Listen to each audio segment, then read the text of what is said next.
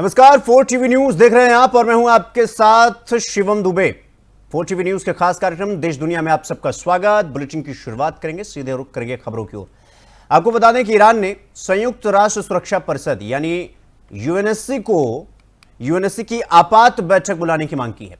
यह मांग ईरान की ओर से अमेरिका द्वारा किए गए हालिया हवाई हमलों को लेकर की गई है। तेहरान का यह आरोप है कि यह हमले अंतर्राष्ट्रीय कानूनों का उल्लंघन है और क्षेत्रीय शांति को खतरे में डालते हैं।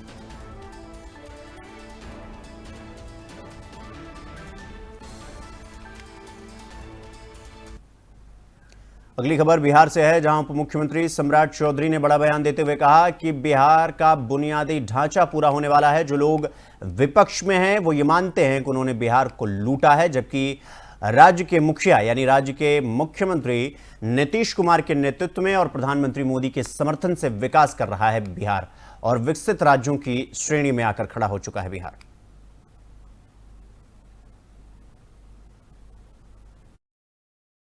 सरकार ने लगभग 52 योजना पथ निर्माण के माध्यम से भारत सरकार ने लगभग 33,000 करोड़ रुपया बिहार के लिए तय किया, स्कीम तय किया, उसको नोटिफाइड कर दिया। तो आप समझिए कि पूर्ण रूप से बिहार के विकास के लिए नरेंद्र मोदी जी की सरकार और बिहार के लोकप्रिय मुख्यमंत्री नीतीश कुमार जी के नेतृत्व में लगातार योजना को सरजमीन पर उतारने का काम किया जा रहा है।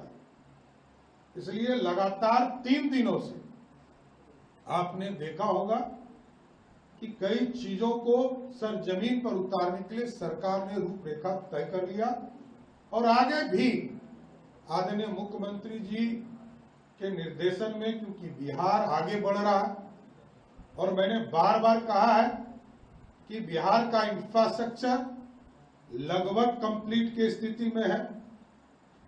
कई योजनाओं की शुरुआत की जा रही है और विकास यदि कोई खोजता हो हमारा विरोधी दल तो उसको पटना एयरपोर्ट दिखाइए, गंगा मैरीन ड्राइव पर लेकर चलिए, पटना से बक्सर जाना हो उनको दिखाइए, पटना से गया जाना हो 1.25 घंटा में पहुंचकर उनको बताइए विकास इसको कहते हैं, पटना से बेगूसराय 1.25 घंटा में पहुंचकर दिखाइए इसको विकास।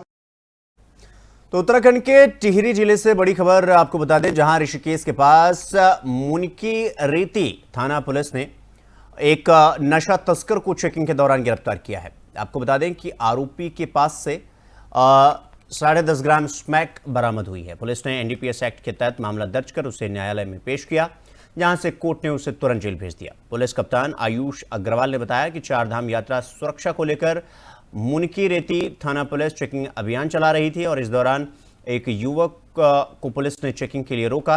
तलाशी लेने पर युवक के कब्जे से पुलिस को स्मैक बरामद हुई। नशीली पदार्थ तस्करी करने के आरोप में पुलिस ने युवक को गिरफ्तार कर लिया है, जिसकी पहचान सागर थापा उर्फ अमन थापा निवासी नवोदय नगर हरिद्वार के रूप में हुई है। युवक के कब्जे से एक इलेक्ट्रॉनिक तराजू भी बरामद हुआ है, जिसे पुलिस ने अपने कब्जे में ले लिया है। वरिष्ठ उपनिरीक्षक योगेश पांडे और चौकी प्रभारी राजेंद्र रावत की पूछताछ में जानकारी हुई कि आरोपी के खिलाफ आसपास के थाने में 9 से ज्यादा आपराधिक मुकदमे दर्ज हैं। आरोपी पहले भी कई बार जेल की हवा खा चुका है। फिलहाल पुलिस और अधीक्षक और भी जानकारी इसके बारे में जुटा रही है।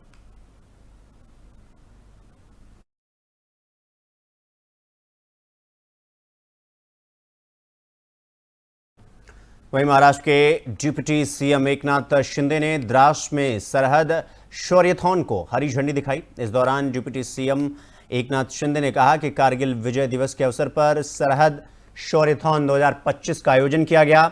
मैं इस शौर्यथॉन में भाग लेने वाले सभी धावकों को बधाई देता हूं और इसके साथ ही मैं उन सभी सैनिकों को अपनी श्रद्धांजलि अर्पित करता हूं जिन्होंने अपनी बहादुरी के कारण कारगिल में अपनी जान गंवाई है।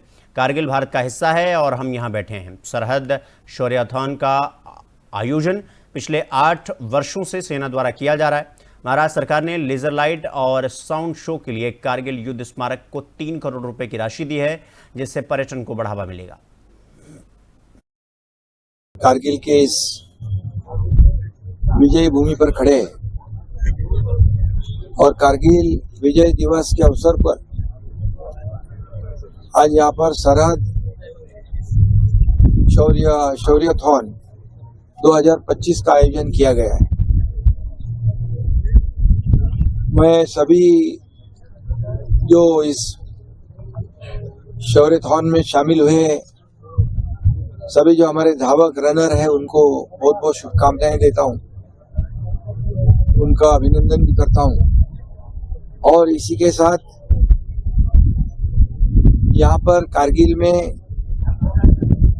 जो हमारे जवान शहीद हुए, जो अधिकारी शहीद हुए,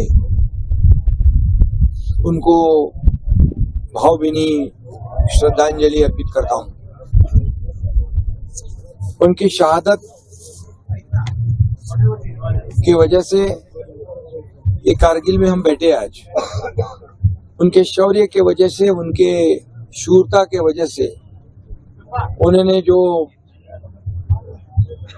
कारगिल को फिर से हमारे भारत में शामिल किया, भारत का एक अविभाज्य अंग जो था उसे फिर से भारत के साथ। तो वहीं यूनाइटेड नेशन यानी संयुक्त राष्ट्र में ईरान के स्थायी मिशन ने अमेरिका पर गंभीर आरोप लगाते हुए सुरक्षा परिषद को आपातकालीन पत्र सौंपा है। आपको बता दें कि ईरान ने आरोप लगाया है कि अमेरिका ने उसके परमाणु प्रतिष्ठानों पर गैर कानूनी और लापरवाहीपूर्ण बमबारी की है। इस पत्र के जरिए ईरान ने अंतर्राष्ट्रीय मंच पर इस कार्रवाई की कड़ी निंदा की है और इसे वैश्विक शांति के लिए खतरा बताया।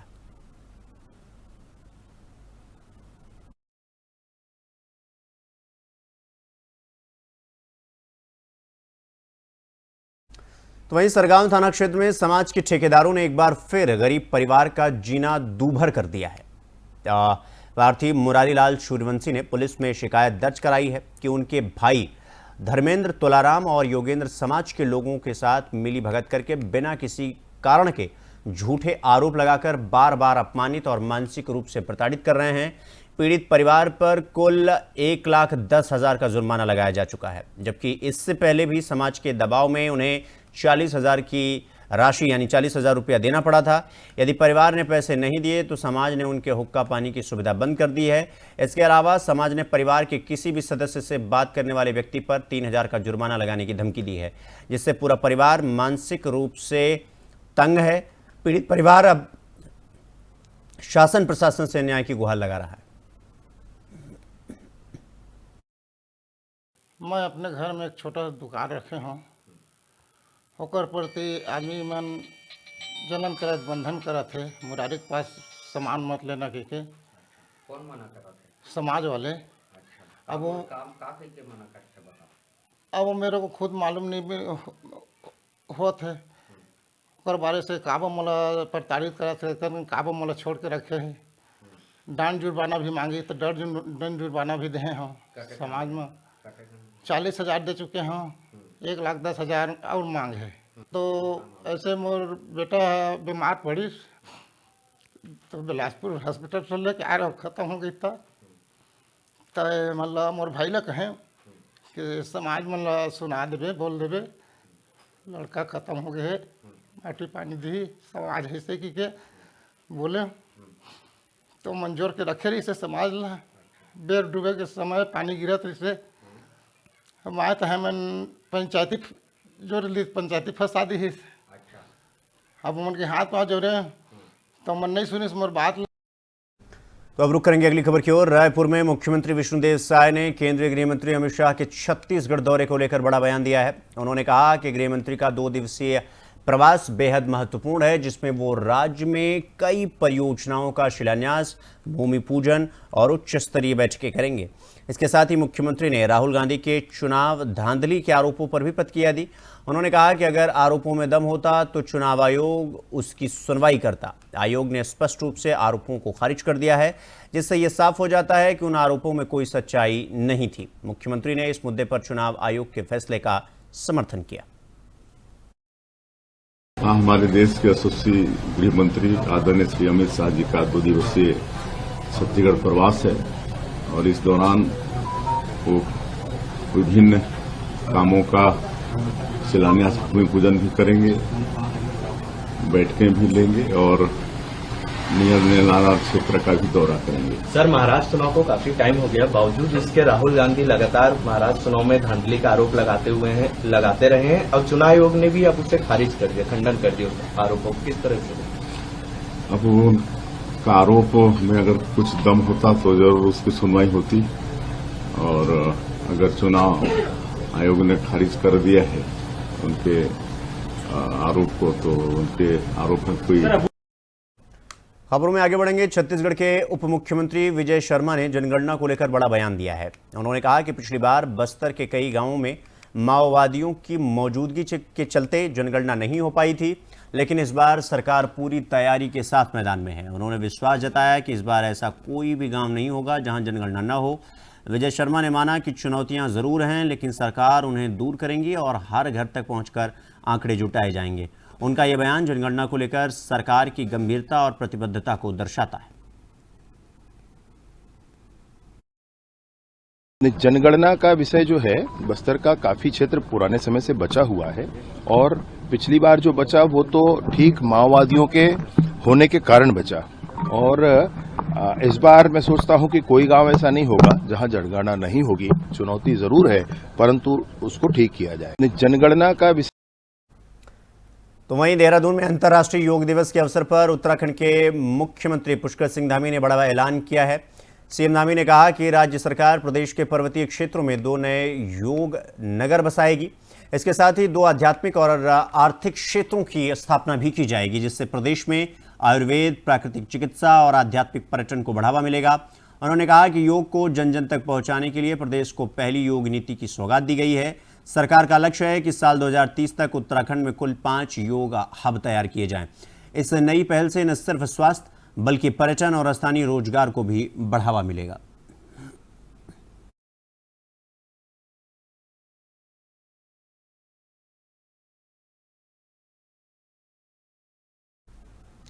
तो वहीं जांजगीर चांपा जिले से एक दिल दहला देने वाली घटना सामने आई है, जहां एक मां ने शराबी पति की प्रताड़ना से तंग आकर 5 साल के बेटे के साथ चलती ट्रेन से छलांग लगा दी।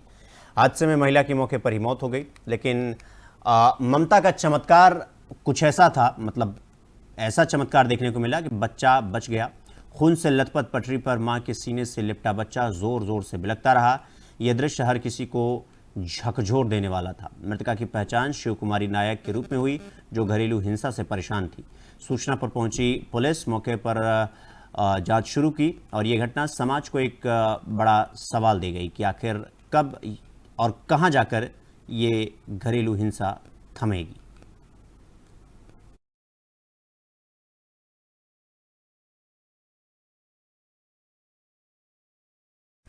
तो वहीं देहरादून से आज सुबह एक दर्दनाक सड़क हादसे की खबर सामने आई। आशा रोड़ी क्षेत्र में एक तेज रफ्तार कार सीमेंट से लदे ट्रॉली में पीछे जा घुसी, और जिसमें 4 युवकों की मौके पर ही मौत हो गई, जबकि एक गंभीर रूप से घायल हो गया। बताया जा रहा है कि ये सभी युवक हरियाणा के रहने वाले थे और सहारनपुर की ओर से देहरादून जा रहे थे। टक्कर इतनी भीषण थी कि कार चकनाचूर हो गई, यानी कार के परखच्चे उड़ गए। हादसे की जानकारी मिलते ही पुलिस मौके पर पहुंची और सभी घायलों को तत्काल 108 एम्बुलेंस से अस्पताल भिजवाया गया। डॉक्टरों ने 4 युवकों को मृत घोषित कर दिया, जबकि एक की हालत नाजुक बनी हुई है।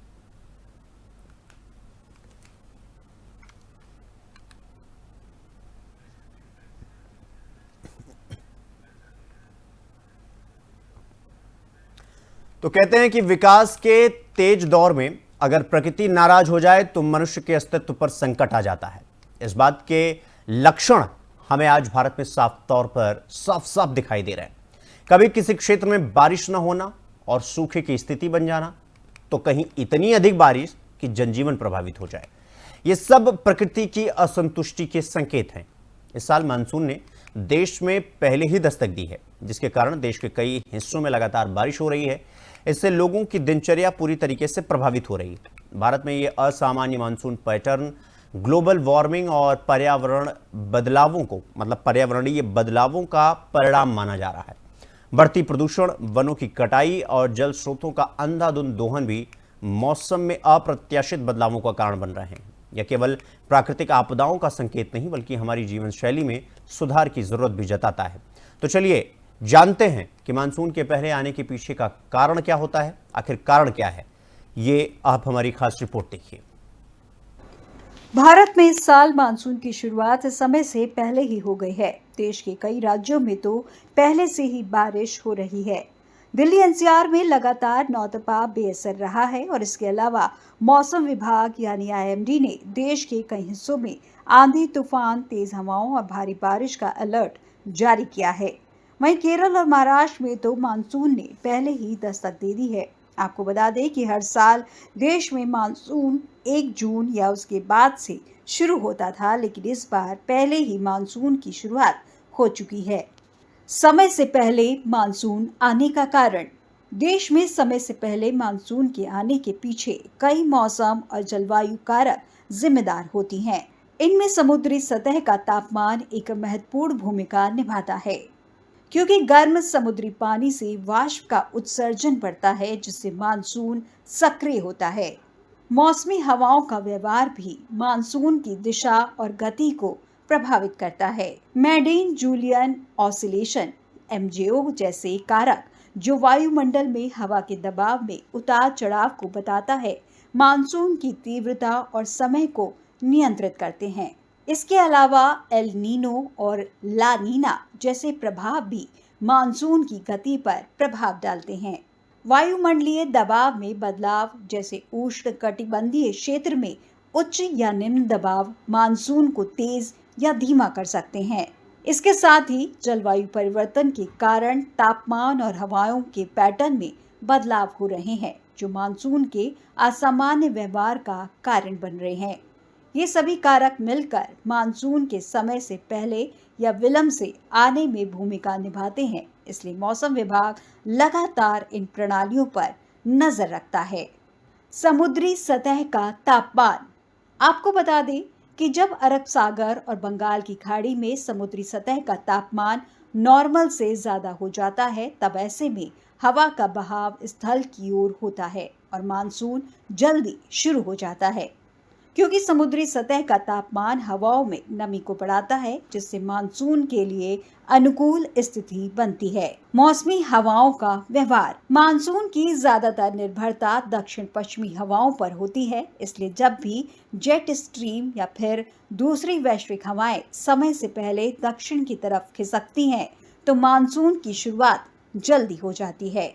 वायुमंडलीय दबाव में बदलाव। जब भारतीय उपमहाद्वीप पर हवाओं का दबाव कम हो जाता है, तो हवाओं का बहाव समुद्र से स्थल की तरफ होने लगता है। इससे मानसून की शुरुआत पहले ही हो जाती है। जलवायु परिवर्तन। धरती पर तेजी से बढ़ रहे ग्लोबल वार्मिंग के कारण मौसम के पैटर्न में बदलाव हो रहा है, जिससे तापमान में बढ़ोतरी और बारिश के पैटर्न प्रभावित हो रहे हैं। इससे भी समय से पहले मानसून आ सकता है। क्यों नहीं तप रहा नौतपा मरता है और इससे गर्मी की संभावना बढ़ जाती है और अत्यधिक गर्मी के कारण पृथ्वी पर हवा का दबाव कम हो जाता है और हवाएं ऊपर की तरफ चलने लगती हैं। उसे भरने के लिए समुद्री हवाएं भारत में प्रवेश करती हैं और वर्षा करती हैं, लेकिन इस बार समय से पहले समुद्री हलचल के कारण समुद्री हवाओं को बहाव भारत की ओर पहले हो गया, जिसके कारण नौतपा का असर नहीं दिख रहा है। वैज्ञानिकों ने बताई ये वजह। मौसम वैज्ञानिकों के मुताबिक भारत में नौतपा के बेअसर होने का मुख्य कारण अरब सागर और बंगाल की खाड़ी में नमी का बढ़ना है। इसी दौरान समुद्र का टेम्परेचर सामान्य से अधिक रहा, जिसके कारण मानसूनी हवाएं तेजी से सक्रिय हो गईं। फिर पश्चिमी हवाएं चली और चक्रवाती हलचलों ने भी मानसून को बढ़ने में मदद की। इसके अलावा दुनिया भर में होने वाला जलवायु परिवर्तन भी मौसम के इस पैटर्न में बदलाव का एक बड़ा कारण बन रहा है। जलवायु परिवर्तन के चलते समुद्री और वायुमंडलीय परिस्थितियों में जो बदलाव आ रहे हैं, उनका सीधा असर मानसून पर देखने को मिल रहा है। इस बार जल्दी शुरुआत इसी का उदाहरण है। तो आपने देखा कि कैसे समुद्र का तापमान, वायुमंडलीय दबाव और हवाओं की दिशा मानसून के समय को तय करते हैं। लेकिन इसका मतलब यह भी है कि अगर हम प्रकृति के साथ सामंजस्य नहीं बनाएंगे तो ऐसे बदलाव और अधिक खतरनाक हो सकते हैं। पर्यावरण की रक्षा करना अब सिर्फ जिम्मेदारी नहीं, जरूरत बन गया है। प्रकृति की चेतावनी समझिए और समय रहते। तो अब रुक करेंगे अगली खबर की ओर। पहलगाम हमले के बाद भारत में अवैध रूप से रह रहे बांग्लादेशी नागरिकों को लेकर एक बार फिर से बहस तेज हो गई है। देश के अलग अलग राज्यों में पकड़े गए बांग्लादेशी घुसपैठियों के बड़े जत्थे को वापस बांग्लादेश भेजा गया है। आंकड़े के अनुसार अगर बात करें तो 500 से ज्यादा घुसपैठियों को उनके देश भेजा गया है। यह केवल एक घटना नहीं है, बल्कि एक लंबे समय से चली आ रही समस्याओं की बानगी है, जो भारत की सुरक्षा, जनसंख्या प्रबंधन और आंतरिक नीति पर गहरा असर डालती है। क्योंकि बाहर से आए जनसंख्या के कारण स्थानीय जनसंख्या और संसाधन पर इसका दबाव पड़ता है। यही नहीं, दोनों के बीच आपसी संघर्ष भी बढ़ता है, जो एक बड़ी समस्या को जन्म देता है। भारत में आंतरिक असुरक्षा को देखते हुए भारत सरकार ने अवैध रूप से देश में आए घुसपैठियों को देश से बाहर भेजने का काम शुरू कर दिया है। करीब 500 से अधिक घुसपैठियों को वापस भेजने का काम किया गया है। इन्हें देश के अलग अलग राज्यों से गिरफ्तार किया गया है। दरअसल बांग्लादेश और भारत के बीच लगभग 4096 किलोमीटर लंबी सीमा है, जो कई स्थानों पर खुली है और असुरक्षित है। यह भूगोल अवैध रूप से भारत में प्रवेश को आसान बना देता है। आर्थिक कारण, रोजगार की तलाश, राजनीतिक उत्पीड़न और कभी कभी देश को अशांत करने के मकसद से दूसरे देश के लोग बड़ी संख्या में भारत की ओर रुख करते हैं। कई लोग सीमावर्ती राज्यों जैसे पश्चिम बंगाल, असम, त्रिपुरा में प्रवेश करते हैं, जबकि कुछ आगे बढ़कर महाराष्ट्र, दिल्ली और राजस्थान तक पहुंच जाते हैं। आपको बता दें कि यह मुद्दा आज का नहीं है, बहुत पहले से चला आ रहा है, लेकिन इस पर आज तक सख्त कदम नहीं उठाया जा सका है। सिर्फ राजनीतिक रोटियां सेकी गई हैं। लेकिन पहलगाम घटना के बाद जब लगा कि नहीं, देश को इससे असुरक्षा है, तब सरकार जागी है और इस दिशा में कार्रवाई की जा रही है। क्योंकि इंटेलिजेंस रिपोर्ट्स के अनुसार एक बार भारत में प्रवेश करने के बाद अवैध घुसपैठिए स्थानीय नेटवर्क की मदद से फर्जी पहचान पत्र जैसे आधार कार्ड, वोटर आईडी और राशन कार्ड हासिल कर लेते हैं। कई बार इन्हें धार्मिक या सामाजिक संगठनों से मदद मिलती है। कुछ रिपोर्टों में यह भी कहा गया है कि ये लोग मदरसों में आश्रय पाते हैं, जहां से उनकी पहचान छिपाने में मदद की जाती है। इस रिपोर्ट के आधार पर ही बीते वर्ष वर्तमान में स्वास्थ्य मंत्री जेपी नड्डा ने कहा था कि बांग्लादेशी घुसपैठिए यहां आते हैं और मदरसे में ठहरते हैं और उनका आधार कार्ड और वोटर आईडी बनते हैं और फिर उनको जमीन दिलाने का काम किया जाता है। अभी एक रिपोर्ट आई है, ये इंटेलिजेंस की रिपोर्ट, ये मैं पत्रकार भाइयों को दे दूंगा। ये इंटेलिजेंस की रिपोर्ट, इसमें लिखा गया है कि बांग्लादेश के घुसपैठिए आते हैं, मदरसों में ठहरते हैं और मदरसों में ठहर करके उनके लिए आधार कार्ड बनता है, उनका वोटर आईडी बनता है, उनको गैस का कनेक्शन दिया जाता है, उनको राशन कार्ड बनता है और फिर उनको जमीन दिलाने का काम हेमंत सोरेन की सरकार करती है। इस तरीके का काम कर रहे हैं। बोलो, ऐसी सरकार को रहने देना है क्या? रहने देना है क्या?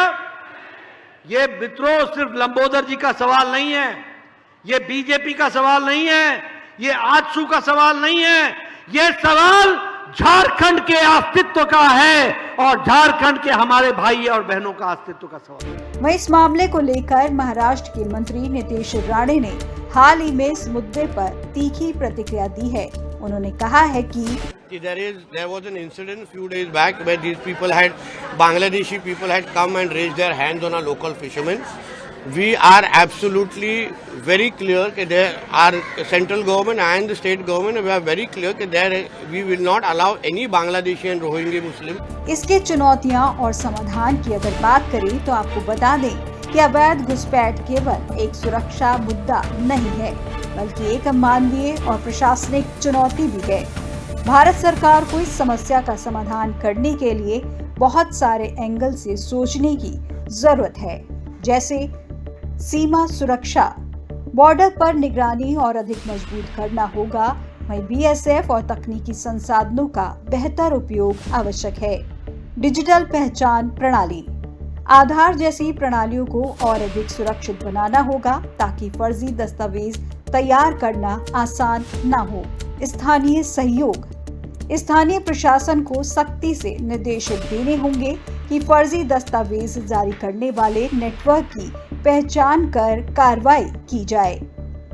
कूटनीतिक संवाद, सबसे महत्वपूर्ण है कि कूटनीतिक संवाद भारत और बांग्लादेश के बीच संवाद को बढ़ावा देना होगा ताकि दोनों देश मिलकर इस समस्या का हल निकाल सकें।